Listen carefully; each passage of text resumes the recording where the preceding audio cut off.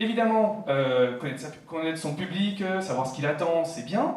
Maintenant, il faut aussi étudier les échecs qui ont eu lieu avec la licence.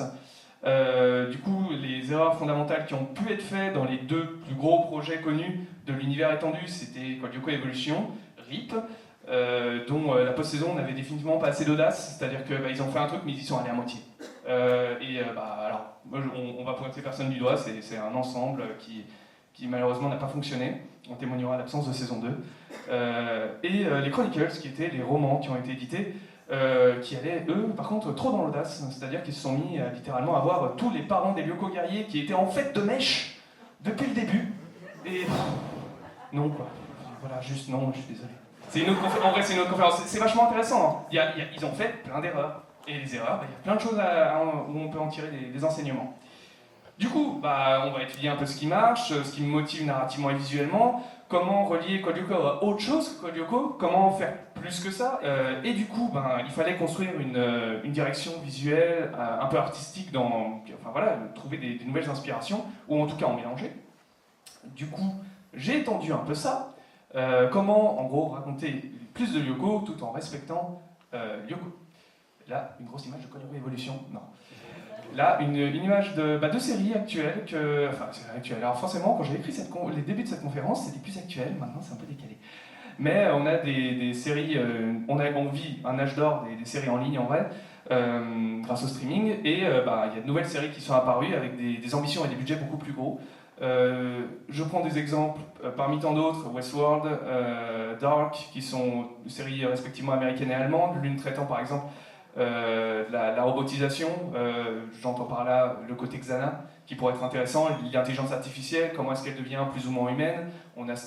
C'est un truc qui est traité un peu en filigrane, par exemple, dans certains épisodes de CL, et sur lesquels je me dis, tiens, là, il y a peut-être du concept.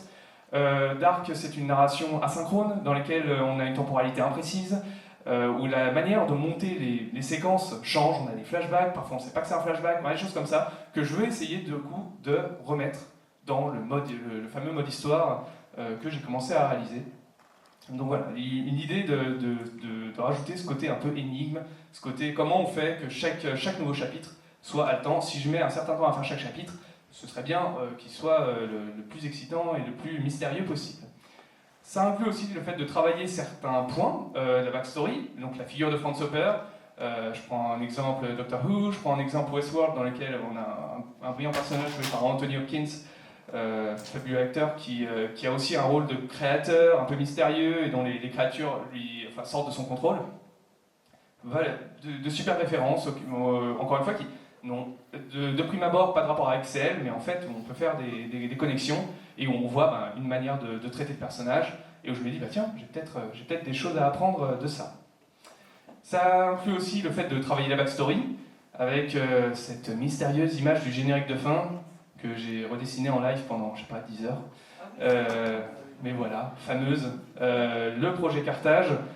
Ce qui est bien avec Code Lyoko, c'est qu'il y a plein de petites ouvertures. Ça, c'est un truc typique des vieux scientifiques tous moustachus, allez savoir pourquoi, qui travaillent sur un projet militaire secret, un cliché comme un autre, mais qui est très intéressant de pouvoir étudier et que j'ai commencé à attaquer dans le chapitre 2. Et en vrai, c'est vraiment un des points les plus intéressants, personnellement, je pense. Si on devait avoir une suite à CL, c'est faire un OAV sur ce qui se passait avant, parce qu'à la fin, Zana, il est mort. Donc sans antagoniste, c'est chaud. Ah, une autre référence, les yeux qui... Non, c'est pas les yeux, on s'en fout des yeux, c'est juste pour l'image. Elle est mythique cette image, en vrai. Sans ces yeux-là, on n'avait pas Code Lyoko. Et sans ce front, on avait tout. Garage Kids, qui est donc bien connu pour, si vous ne le connaissez pas, rappelez-vous à son bon souvenir. Garage Kids, qui est le pilote du coup de la série, qui est encore disponible en très mauvaise qualité un peu partout sur Internet, parce qu'il était fait dans une résolution inférieure, et à l'époque, l'Internet, c'était quand même un peu plus chaud, mais qui avait une tonalité beaucoup plus sombre pour la série, beaucoup plus proche de ses origines, de ses inspirations à elle, qui étaient des animés un peu plus dark que ça. Serial Experiment Lane en étant un meilleur exemple. Mais pourquoi pas revenir un peu aussi aux origines de ce qu'aurait voulu être la série, avant d'être passé, non pas par la censure française, mais par le traitement marketing qui permettait de mieux vendre des jouets, quoi. Du coup, on se rappelle que Aelita n'existait pas dans cette version-là. On avait, on avait quelque chose de beaucoup plus sombre. Qu'est-ce qu'on a d'autre? Oh bah tiens, Gravity Falls. Je me suis maté il y a 3 ans, j'ai bien aimé, j'ai trouvé qu'il y avait plein de mystères. Qu'est-ce qu'il y a dedans? Un vieux monsieur qui cache des secrets. Il y a quoi? Un jeune garçon qui cherche des secrets. Jérémy, France, je vous vois. Qu'est-ce qu'il y a d'autre comme référence? Dana Coyle, beaucoup moins connu. Madhouse, une référence incroyablement pertinente parce qu'on a des enfants qui sont confrontés avec non pas des mondes virtuels mais avec la réalité augmentée. Une actualité qui est encore à venir, mais dans laquelle ils ont des Google Glass, un équivalent des Google Glass, et pour lesquels on traite le sujet soit de l'addiction aux écrans, soit le fait d'être avec cette dualité monde virtuel, monde réel. Donc voilà, encore une référence super sympa que je ne peux que recommander. On se rapproche doucement de la fin, on est bon niveau timing, et on va attaquer la petite cerise, les doublages. Je ne vais pas en parler 15 ans, on a déjà eu une conférence là-dessus, que j'ai ratée, triste. Mais pour en parler rapidement, parce que je sais que c'est une question qui revient assez souvent, c'est un truc assez rare pour un fan game, et c'est quelque chose dont je suis assez fier, parce que c'est cool d'avoir réussi à avoir ça. Comment est-ce que j'ai fait? La question à 100 €. J'ai appelé les agents, ils ont des contacts, trouvables sur internet très facilement. J'ai cherché les contacts sur le site web, j'ai creusé, fébrilement, j'ai appelé en tremblant, en disant bonjour. Mais j'ai essayé de présenter ça de la manière la plus professionnelle. Mon projet avait quand même un certain âge, donc le seul risque c'était qu'ils me prennent soit pour un stalker, soit pour quelqu'un de fou. Donc ils m'ont juste pris pour quelqu'un de fou, donc ça allait, ça passait. Ce que je voulais, c'était pas juste 2 lignes, quoi. C'était quand même soit l'équivalent d'un demi-épisode, soit l'équivalent de plusieurs épisodes de contenu. Ça, c'est dans le cas de la voix de Franz Hopper. Du coup, je me suis rapidement formé moi-même à la direction d'acteurs en faisant moi-même des sessions de doublage pour comprendre un peu comment ça fonctionnait de leur côté. J'ai écouté pas mal d'interviews d'acteurs du métier, notamment ceux qui disaient quelles ont été les erreurs de leur directeur de projet. Et ça m'a permis de pouvoir avoir des sessions d'enregistrement qui se sont passées quand même assez crème. Résultat, on a eu Paul Bandy, la voix de Franz Hopper, donc celui qui a tout démarré, en anglais.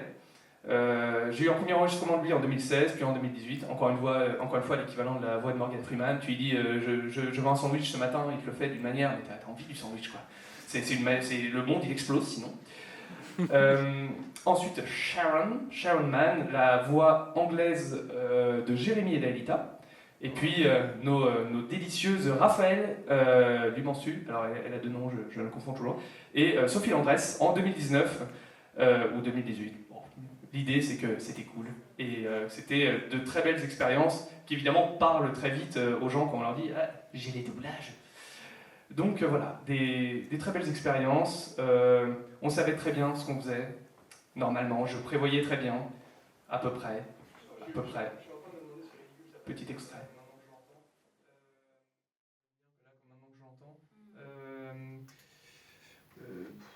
Peut-être s'il se détache. N'importe quoi. Peut-être que s'il se détache franchement du reste de la phrase, tu vois, le ridicule, tu mets en face dessus, t'attends 1 ou 2 secondes et puis après tu réattaques. Je trouve ça bizarre de dire n'importe quoi, j'ai l'impression que ça passe mieux. Ouais. On va essayer n'importe quoi. On y va. Du coup, c'est à peu près ça.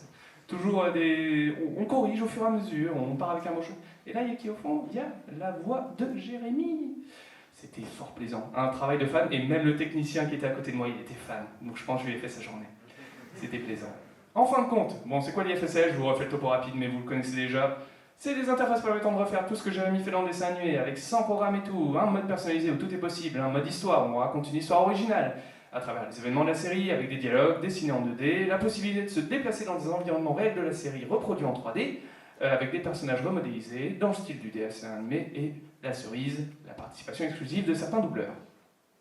Pas tous, c'est parfois dur de tous les avoir, et ceux qui manquent?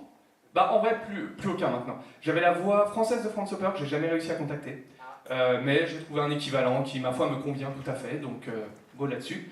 Et du reste, je commençais à avoir les contacts pour éventuellement demander à la voix de Yumi, d'Ulrich, etc. Mais c'est un travail de préparation, d'organisation, qui est tellement gros, et en plus ça coûte de l'argent, tout simplement. Les ressources ne sont pas infinies, et même peut-être une voix en plus. Spoilers. Au final, le résultat de ces équilibrations, c'est quoi? En fait, c'est une vidéo, je vais juste mettre la vidéo, ce sera plus simple.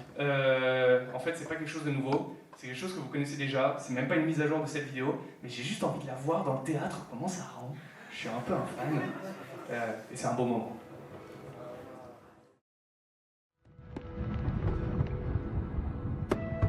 Waouh! Des feux d'artifice, bien sûr! On est le 14 juillet. J'avais complètement oublié quel jour on était. C'est pas la tour Eiffel, là-bas? Je l'avais pas remarqué la dernière fois. La vue doit être incroyable de là-haut. Je la laisse aux touristes. Je préfère notre bonne vieille usine. J'y ai tellement de souvenirs. Elle a changé ma vie pour toujours. Enfin, je veux dire, pas vraiment l'usine, mais plutôt ce que j'ai trouvé à l'intérieur. Je veux dire, qui j'ai trouvé là, devant moi. Tu vois ce que je veux dire? Comme... enfin, je pense que c'est toi qui as vraiment...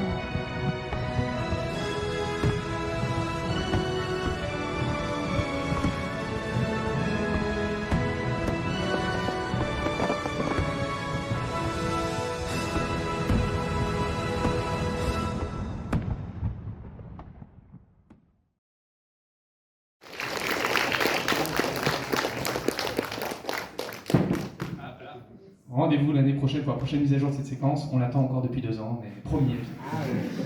Les priorités, c'est un chapitre qui arrivera à un moment dans le jeu de l'histoire. Voilà, les rêves de gosse, ça arrive à quelque chose à la fin, on fait un truc, on se dit, il y a du chemin. Hop.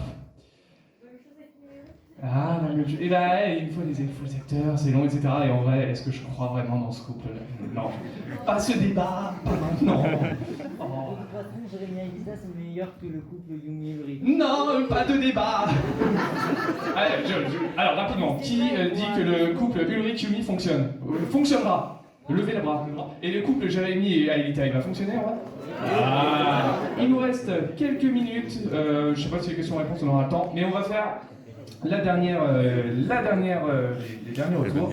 Du coup, chaque jour, méthodologie globale. Comment on vit, comment faut vivre, c'est approuvé de by moi, mais hein, vous pouvez en prendre des coups et voilà. Et ça peut, en fait, ça fonctionne pour bien plus qu'un projet comme le mien, ça fonctionne pour, si vous voulez vous mettre, je sais pas, à jouer au basket, à faire à voir, si vous avez un rêve, et si vous voulez l'apprivoiser, une petite méthodologie toute simple, c'est une petite recette de cuisine. Chaque jour, vous avancez un peu. Vous attendez pas à chaque fois, repoussez pas, vous avancez même un peu. Vous découpez vos gros objectifs en petits objectifs. C'est super d'avoir des ambitions. J'en ai plein des ambitions, j'en ai beaucoup trop. Mon planning est pris jusqu'à 2023 sur le jeu, mais quasiment toutes mes semaines, tous mes mois, tout est prévu. Et après, je repousse parfois, je me casse la gueule parfois sur mes deadlines. Je repousse énormément parce que j'ai aussi une vie à côté, mais au moins, j'ai des plans, j'ai formulé la chose, je l'ai écrite et ça a tout de suite plus de gueule dans mon cerveau. Bon, ça reste pas en petit truc qui se balade. Entraînez du coup votre formidable cerveau, il est incroyable, il s'habitue aux pires tortures. Il y a des super anecdotes sur des gens qui étaient en prison et qui se sont fait torturer pendant des années et qui s'y sont habitués en fait. C'est horrible. Mais du coup voilà, c'est suivant il y a ce truc hardcore et il y a la version moi j'ai fait un projet, j'ai souffert ma vie, mais c'était pas en prison. Voilà, en fait, voilà, c'est ma chambre, ma prison. Donnez-vous des deadlines, donc en français j'ai jamais su, des lignes de la mort,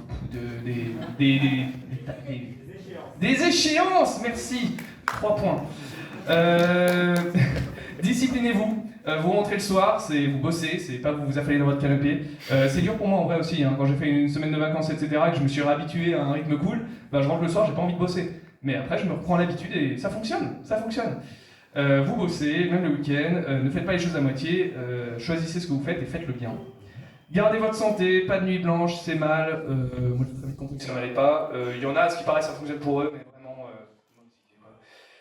tout ce qu'on fait, c'est une manière de communiquer. J'ai pas trop abordé la partie réellement psychologique de ça, parce que déjà j'ai pas les compétences.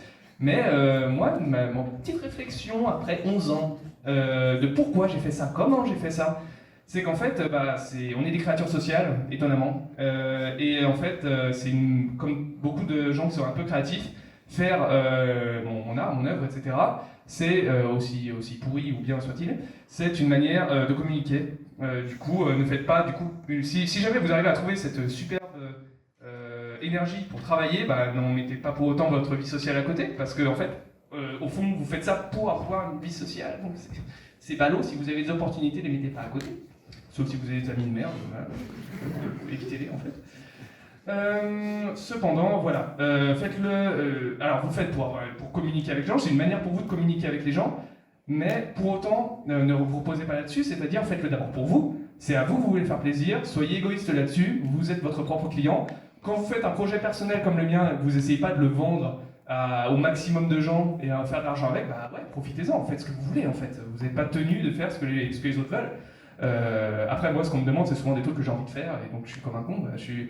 Oui, mais bon, je vais le faire, j'ai envie de le faire. Voilà. Comprenez votre motivation, rationalisez-la, mettez des mots dessus, apprivoisez-la. C'est con, mais encore une fois, mettre des mots sur les choses, ça paraît tout bête, mais il y a tellement de gens qui ne le font pas. Ils ont beaucoup de gens, quand on n'essaye pas de structurer sa pensée, on n'essaye pas du tout, mais alors pas du tout, de faire le moindre travail là-dessus, mais en vrai, on en fait un peu et les progrès sont fulgurants. Donc, ouais, rationalisez-la, écrivez vraiment, enfin, écrivez-vous si vous voulez, je sais pas, enregistrez un journal vidéo et regardez-le vous le dire, trouvez un truc, votre manière, chacun sa méthode, mais surtout, voilà, comprenez votre motivation, rationalisez-la, pourquoi vous faites, moi c'est un rêve de gosse, je sais ce qui me plaît à faire dedans exactement, je sais ce que je n'ai pas envie de faire dedans, je sais ce pourquoi j'ai pas envie de le faire, mais je vais quand même un peu m'emmerder à le faire pour réussir à atteindre mes objectifs. Mais voilà, je rationalise ça à mort. J'écris ce que c'est. Ça peut être tout con, hein. J'aime beaucoup le papier peint dans la chambre d'Ulrich. Non, c'est pas faux. Enfin, c'est pas vrai. Mais bref, vous m'avez compris. J'espère. C'est du travail, de la patience, de la constance. On n'invente rien en un jour. En témoignera la screen du laboratoire que je vous avais montré. Alors là, c'est bonus. Si vous pouvez travailler en dirigeant une équipe, tant mieux, mais attention aux dépendances, surtout si c'est un long projet, parce que si vous vous mettez à vous reposer sur d'autres personnes, il faut être sûr qu'elles tiennent le coup. J'ai eu 2-3 personnes qui tiennent le coup depuis le début et qui m'aident pour des petites tâches très utiles. D'autres qui sont passés, qui sont repartis, et voilà. Je me suis assuré à chaque fois que je ne me reposais pas entièrement sur eux pour que ça fonctionne. Donc moi, je reste quand même quelqu'un qui bosse vraiment énormément. Une grosse partie de mon projet de mon côté, c'est les gens n'ont pas accès au code source. Je les fais pas travailler là-dessus parce que je veux avoir tout dans ma tête, tout qui fonctionne dans ma vision.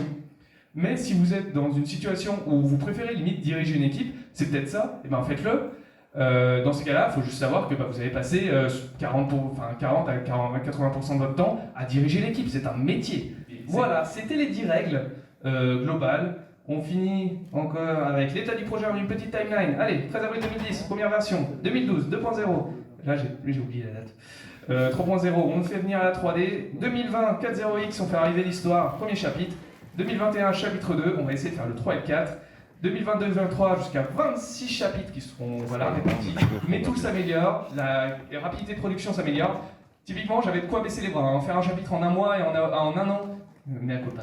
Et en avoir 26 à la fin, j'ai pas envie d'y passer 26 ans. Mais typiquement, j'ai fait mes outils, je me suis préparé pour le truc, et maintenant, on peut que espérer que ça avance plus. Et ma foi, si ça continue de prendre trop de temps, je ferai des coupes, et je verrai, et au final, je me rapprocherai d'autant plus de la moelle épinière, de ce qui m'intéresse le plus dans ce projet. On espère. Voilà, après 2024, 2025, ça commence à être dur à estimer. Hein. Mais voilà, fonctionnalité, mode histoire, réplica, boolia, partage, antéa. Voilà. Pour finir, dernier point, avant les questions, si on a le moindre temps pour les questions, je ne pense pas, on verra bien si je me fais charter.